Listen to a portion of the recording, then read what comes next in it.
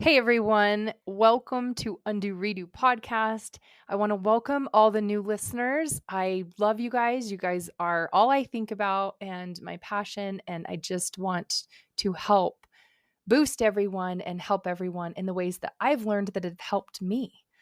So it's the month of love. Valentine's Day is here, and I'm so glad that there's a holiday that celebrates love because I love my people. There's so many things that I love, so many people that I love.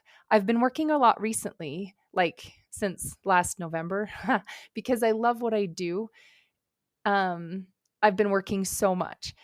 I decide to feel so much love this month, and I decided on purpose. It has been such a success for me to do this. I did this on Mother's Day last year, and I'm going to tell you all about it right now. As it relates to my husband and my kids and me being a mom on Mother's Day, here's what I did. Ahead of time, I was like, I'm going to feel so much love as a mother and a wife on Mother's Day. And I woke up on Mother's Day and I thought of everyone individually. I just started to be like, I am going to feel so much love. I love my people so much.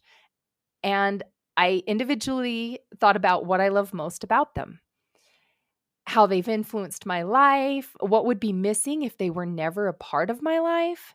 And this lasted all day. And it took a while, as I went about my day for each person that I ran into or hugged or thought of.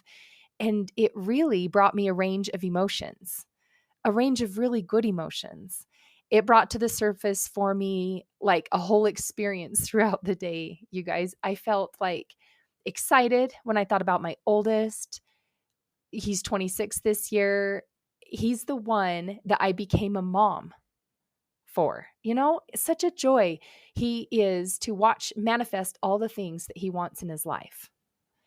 I felt sad when I thought about the miscarriage I had between my second and third child, and I sent my love in that way to them and to me and to God for that whole experience of connecting and loss. I felt fear as I remembered that my girl, who's now 20, was struggling to live as the doctors rushed to perform an emergency C-section on me, and that would be her best chance at being able to have a life. And watching her learn and grow and being the other female in the house and sorting through my ability to work on my relationship with females in my life where I had a lot of blocks and mistrust and things like that was holding me back. It's been so fun to have her in my life, and what a joy that she is. Now, and I felt so much love for her that day. I really did on Mother's Day. I was like, wow, I feel so much love thinking of all the good things about my daughter. Excuse me. I might have a raspy voice. I'm getting over being sick. And my second child, I thought of him. He's now 22, and he just makes me smile every time I see him or think about him. And he was always a good laugh growing up. And he reminds me all the time that everything will be okay. Even when I could see he wasn't quite sure of it himself, he is the sweetest. He has the best heart. And my youngest, who blows everything I knew about being a parent out of the water completely. He is 17, and his personality, he has a gift for connection deeper than surface level with others. I mean, this kid is extreme. He goes above and beyond. He has been handed a life to live with one eye, and he's taken it like a champ. Like, this made him a target of so much ridicule, right? Because humans are just mean sometimes. And even still, he goes out of his way to make things happen that he really wants to have happen in his life. And when I think about this, I feel so inspired. Like, I think about him and I am just like, wow, he is so inspiring to me. So although stubborn, right, which has its downsides, he has a talent and is used so well. Like, he puts blinders on and he just goes for what he wants. He is so brave, and I love that about him. So here's the perfect story to tie into this week's podcast with Love Misunderstood. In contrast, the year before on Mother's Day, I woke up and made a big breakfast for everybody. Okay. And I had a lot of people living in my house at the time. And not to throw anybody under the bus, I just want to tell you my story. And if they're listening, love you guys. I wake up, I make a huge breakfast, like for everybody, something that I love to eat. And I wondered who would get up. I didn't want to like really wake anybody up or make them come. And then they didn't. And then I went along my day. I went to my meetings like I like to go to for worship service, and came home. I even argued with my youngest, like, because I can't control my adults, right? But my teenager's still a teenager. Get up, you're coming with me. Get up, you're coming with me. And he never did. And we fought for like 40 minutes. Okay. And I get to church. He comes in late and he sits by me, and they talked about Mother's Day. Someone brought it up, and he leans over and says, Happy Mother's Day. And I thought, oh yeah, by the way, and my thoughts were so poor. Like, I saw that they didn't come to breakfast. I saw that I wasn't important. When I saw my other kids, when I got home later, like they didn't say anything. Like nobody remembered me. And those thoughts hurt so much. Like I was having the worst day ever because everyone forgot about me when nobody said anything. And the people who don't live here, like the adults who have moved out, like I didn't even hear from them. And then my husband just kind of gets out of bed like whenever he wants. And like people, I guess, ate the breakfast. I don't even remember because it just wasn't even like something I really care to remember, other than I love the contrast of it. I love the contrast of the next year. Now that I knew I didn't want to feel that way, I did something about it, and I felt so amazing on Mother's Day. So I'm doing it again. I'm telling you this because I'm doing it again tomorrow for Valentine's Day. I have written letters to them all. I already have felt love all month thinking about what I'm going to say to each of them. I have poured love and truth out from my heart to each of them. I'll also be calling them and showering them with all of my loving thoughts towards them, and texting them and maybe Snapchatting them so they know without a doubt that I love them, and that I love them so deeply and so much. Not that they already don't know, right? But I get to feel so much love every time I do this, with or without them knowing. Like they didn't know I've been thinking about them all month, right? Unless I tell them. Also, I put a freebie out on my social media to help others speak their love in this way, in an empowering way. It kind of lays out how you do this for you and what to say that's very accurate, not putting anyone in charge of anyone else's feelings and having us all be separate in our agency. So whoever comes across that download will have many more accurate ways to write their love letters, and many more prompts for having conversations that connect, like really connect, like deeper than traditional cards and flowers. So using words in like a truthful way connects us beautifully on that deeper level that we desire. We all desire that deeper level. We just don't know how to get there. So here's an example, like, you make me happy. We say, I am happy with you. And then we line up and keep choosing to get back to being happy when we're with them. So if we get off track, we're like, no, I'm happy with them. I am happy when I'm with you. I'm happy in spite of you. I'm happy because I want to be happy by you, because I decided they're important enough and I need to do the work to be happy, right? Okay. Here's the episode, Love Misunderstood. If I've not already given you enough information already by telling you stories are so connecting. I think you guys need to know this stuff. It gives you an eye into my life anyway, and it connects us because now you know me better. I want to know you guys better. You need to keep reaching out. I certainly do love, and I know holiday times, I don't really hear from people, and then all of a sudden I hear from everybody, but, and it comes in waves, but keep doing it. I love it. I want to communicate with you guys because I want to hear and see what you need so I can tailor these episodes to be something that you need to hear, something that you want to hear, something that you struggle with. So give me your worst, and I'll address it. Promise. And this episode is one of the most important episodes that I have done so far. It is the key to having the best life you could ever have. If you learn anything from me on my entire quest on all of these episodes, it's to love. And what I have learned about it, I want to be an example in my stories to learn to love. It's like being bilingual. We've learned it in a certain way, and now we need to learn it in this other way, and we need to, pick one. Like, your main language is this, but if you learn this other language, that could very well be your next main language, okay? So many of us misunderstand love. And I am out on a task today and next week, and we'll see. But it's the month of love, so I want to do at least 2 of these podcasts on love. And today is about misunderstanding it. I want to clarify it as much as possible, Because my whole life, I thought that when someone misbehaves, we must react. We must like put the hammer down, withdraw, lash out, demand, And what does that do? I don't know. Why do we do it? It's like to cut off connection as a way of showing our disapproval for what they are doing.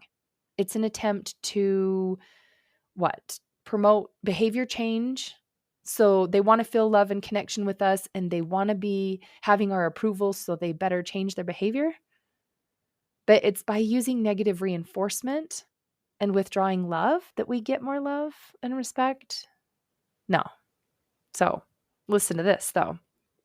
When we get married, we're like, you complete me. Now you're in charge of making me happy. That's the reason why counseling and therapy did not work for me. And although it helped me and it gave me lots of tips, it did not work for me. It did not give me what coaching gave me. How about having kids? We have kids and we do the same. We're like, hey, I'm going to give you, little baby, the ownership of whether or not I'm happy. They're just kids. They're babies. They become adult humans eventually. And we've decided that they are the excuse for us to not be happy. So many excuses. So many things they do are our reasons for not being happy. And they're just living their lives. They're depending on us for their survival, right? For their learning. And until they can go out and do it on their own and then just keep the cycle going, which I think is just sometimes mean, but necessary. And we're tired because of them. We have anxiety because of them. We can't sleep at night because of them. We're waiting for them to get home. Why do they make these decisions? And the list goes on. But it's just never justified. And we end up feeling horrible.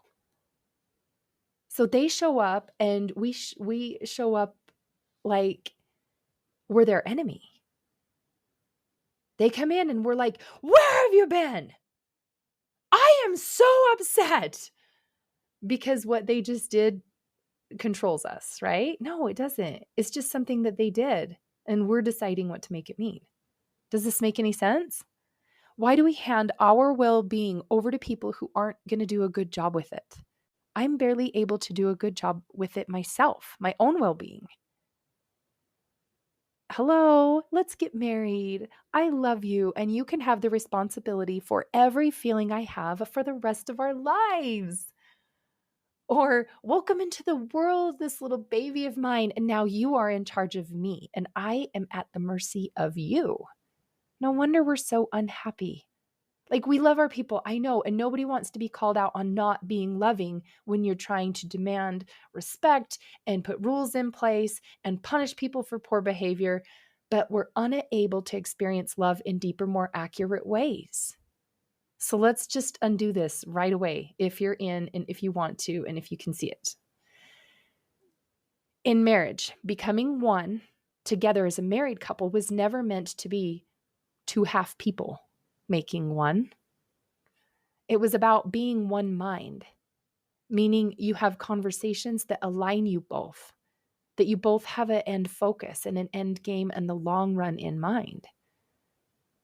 And being a parent was never meant to be at the expense of taking care of myself, making sure that I got what I needed and that I was okay with doing the best I could, and that I got creative at making that happen for me, making sure I got enough sleep, doing what I could to request things of my kids, having my own back when it gets harder for me, and not giving up on the way I eat and my routines of my exercise and the way I want to be in my life. And keeping my power instead of falling victim to the mode of like lying there helpless at the mercy of all of it. It solely punishes me when I do this, not them. I'm upset. I'm worried. I have anxiety. I'm going to teach them a lesson, right? It's like, I'll show them.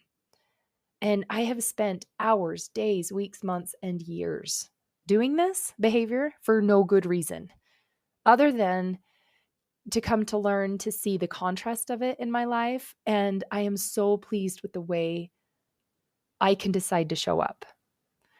I am more accurately being who I want to be. And I'm aware now that I can stop blaming them for who I'm showing up as. And I've pondered it a lot. I've digested it over time. And now I can see that it is becoming my redo. What can I do to feel love? Love never hurts. I feel love when I choose to love. I feel full when I eat. Nobody can do that for me. Somebody can't be like, yeah, I'll just make sure I eat enough for you too. Otherwise, we would eat for the starving people to be full. I can't believe I said that. It has made all the difference in the quality of my life, though, and there is no greater feeling than love. I get to feel love when I choose it. The closeness that we want to have is found in truth. No secrets, no people pleasing. We do things because we want to. Do things because you want to. And let them do or not do the things because they want to. And just love them as they are. Allowing them to be them and just loving them is where happiness and true love lies. And make it true. Own you and all that you are. And it shifts your relationship. That alone will shift a relationship. And over time, they have a shift in their relationship as well to make adjustments to you. It's kind of like a dance we do. They say sometimes relationship is like a dance. A few toes will get stepped on at first because it's new. And it may be hard because you just changed the dance step on them, right? Without even telling them. But people love someone who loves them fiercely and proves it without having any conditions put on it. Just being themselves is totally lovable and it relaxes a relationship. So this is how to feel more love. It's all in your agency. It's all in your thoughts. The quality of your relationships are the quality of your thoughts, remember? Not anything coming from them. They can't give you anything. They can't do enough for you to feel love. This kind of love is not about them having to do it your way or else. It's not about you having to do it their way or else. It's about truth and ownership. No eggshells, no expectations. So you go first. You guys share this episode with someone you thought of while you were listening. And you know I say it, but it's true. The heavens reach us through other people. And so be it an answer to somebody else's prayers. Let's be there for ourselves and let's be there for each other in the best and most encouraging ways possible. Remember, hurry and go to lifecoachalisa.com and enter your email to be sent the right ways to Valentine. If you're looking to reach anyone on a deeper level and connect, I will send you such a valuable information, like you don't want to miss this. And I hope you have a happy Valentine's Day, and I will talk to you next week.